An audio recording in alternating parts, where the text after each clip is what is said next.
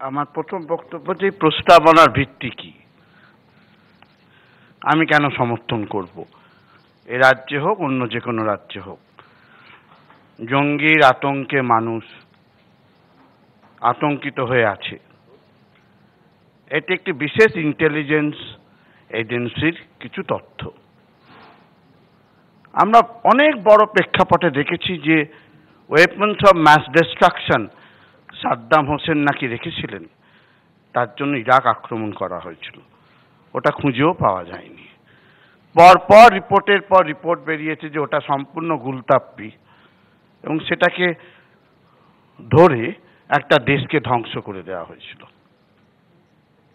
আমরা দেখেছি যে বহু বছর ধরে, 10, 15, 16 বছর ধরে রোহিঙ্গারা ভারতের নানা স্থানে আছে। হঠাৎ মনে হলো রোহিঙ্গাদের আমরা ঢুকতে দেবো না, তাড়াবো। একটা বিশেষ সম্প্রদায়গত তকমা আছে বলে বলতে শুরু করা হলো তারা সন্ত্রাসবাদী।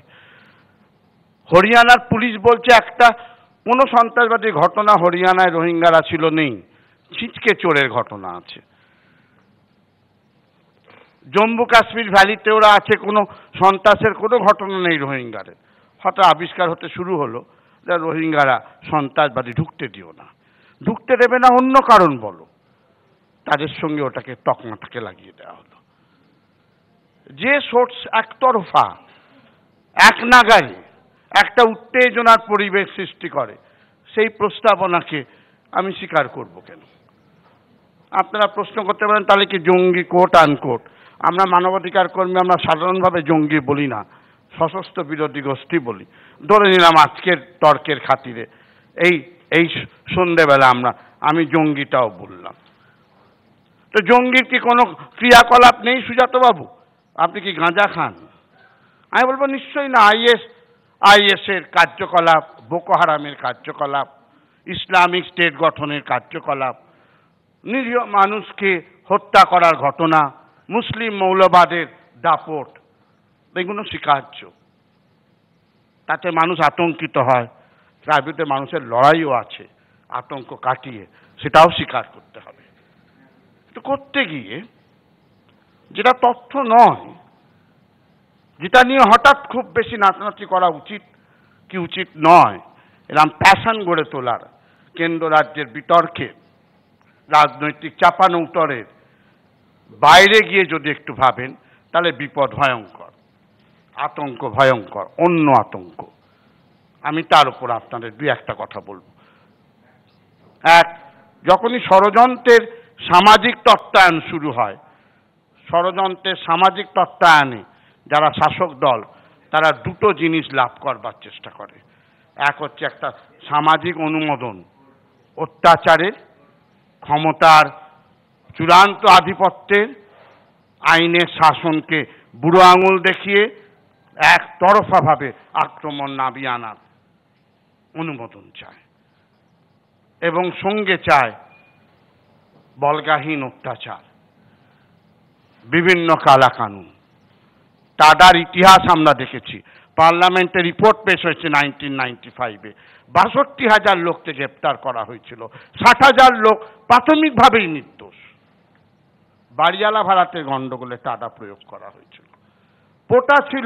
পোটা প্রয়োগ করা হয়েছিল।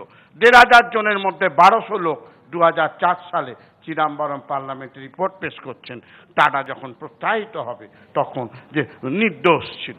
ইউএপিএতে ভাঙড়ের আন্দোলনেও ইউএপিএ প্রয়োগ করা হয়েছে।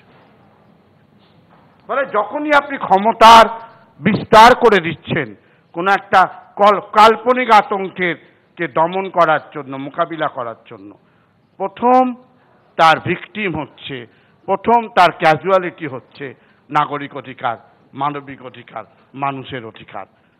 সে তখন একটা অবরুদ্ধ, তখন তাকে হত্যা করা, তুলে নিয়ে যাওয়া, গুলি করে মারা, তখন সব নিউ নর্মাল, স্বাভাবিক বলে পরিণত হয়। যারা মুসলমান সম্প্রদায় সায়ন্তন, এক কথা মুসলমানদের নাম বললেন। মুসলিম সম্প্রদায়ের মধ্যে তো জঙ্গি আছে, বিষয় কোনো সন্দেহ নেই। হিন্দুরা কম জঙ্গি নয়, তারা সত্যি নিরামিষভোজী, তারা কাউকে হত্যা করে না। গরুর কারণে যে নৃশংস হত্যাকাণ্ড আমরা দেখছি, আতঙ্ক ছড়ায়নি? কেউ এখন আর গরু নিয়ে বৈধভাবে ব্যবসা করাও বন্ধ করে দিয়েছে। শুধু সিনেমা করার কারণে হত্যাকাণ্ড আমরা দেখছি না। আমরা গৌরী লঙ্কেশ থেকে শুরু করে অন্যদের হত্যাকাণ্ড আমরা দেখিনি। আমরা উগ্র বক্তৃতা শুনছি না যে আর্মস নাও, মারো কাটো একটা সম্প্রদায়কে। ঘৃণার রাজনীতি আমরা দেখছি না। সেটা সন্ত্রাস নয়?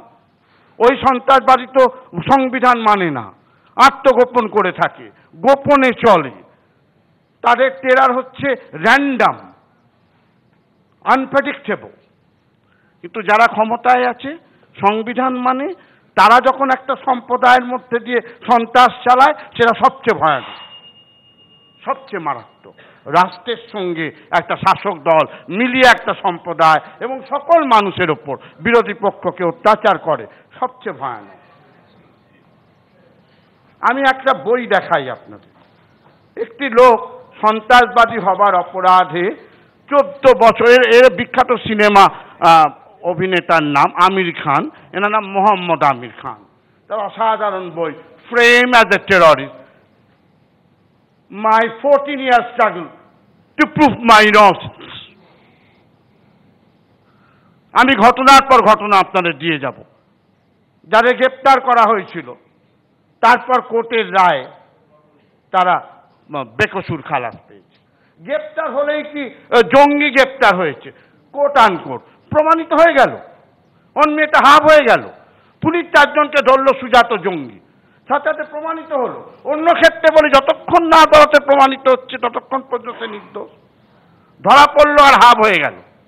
আমাকে চাইছে প্রায় প্রথম বেল বাকি, প্রথম বেল বেজেছে, দ্বিতীয় বেল, আমি দেখাই। হিন্দু নাম, অনেকগুলো মুসলিম নাম, একটা হিন্দু বল, আমার সম্প্রদায় কোট আনকোট। যদি আমি সেকুলার, সংবিধান মতে অসীমানন্দের ইন্টারভিউ, স্বামী অসীমানন্দ, যাকে বিজেপি সরকার ক্ষমতায় আসার পর ছেড়ে দিয়েছে সন্ত্রাসবাদী মামলা থেকে, যিনি একাধিক বোম ব্লাস্টের সাথে অভিযুক্ত। স্বামী অসীমানন্দ ক্যারাভ্যান পত্রিকায় 2014 সালে একটা বিশাল ইন্টারভিউ দেন। Is available on the net, you can check up, আমি বানিয়ে বলছি কিনা। তাতে বলছেন হিন্দুরা, আর মোহন ভাগবত সে তার সাথে মিটিংয়ে ছিলেন। অসীমানন্দ বলছেন মোহন ভাগবত মিলে আমাকে বলছেন বিভিন্ন জায়গায় হিন্দুদের জন্য তোমাকে হিংসা করতে হবে, হত্যা করতে হবে। This an interview, page 41। সেটা সন্ত্রাসবাদী কার্যকলাপ নয়, তাদের গ্রেপ্তার করা হবে না,